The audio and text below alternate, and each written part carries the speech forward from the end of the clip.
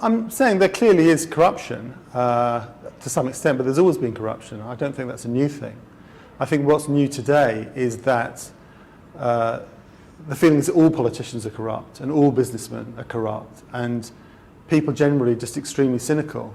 Whereas in the past, people might have said there are a few bad apples. Of course, there are bad politicians, there are bad businessmen, but there are also good ones. Whereas now, we live in an age, I think, of overwhelming cynicism about both business and politics. I think we live in such an age of cynicism because politicians in particular have given up talking about politics. Politics in the proper sense of the term, which is discussing how to organise society, having competing visions of society, representing particular interests. Politics has now just become an elite activity where you have people in Congress or Parliament arguing about how people should behave, personal behaviour, that kind of thing. But it's not an activity that engages the majority of the population. Most people are just disenfranchised. They're just sitting on the sidelines, not able to take any part in it.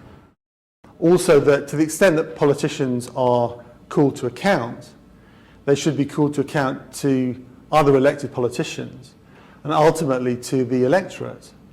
Whereas now what's happening is you have all sorts of undemocratic bodies and the courts involved in regulating how politicians behave, which I see as profoundly undemocratic.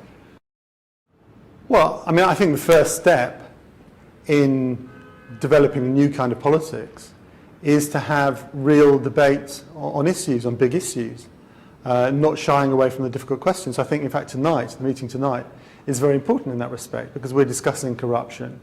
We've got different views, we've got liberal and conservative views, we've got me here.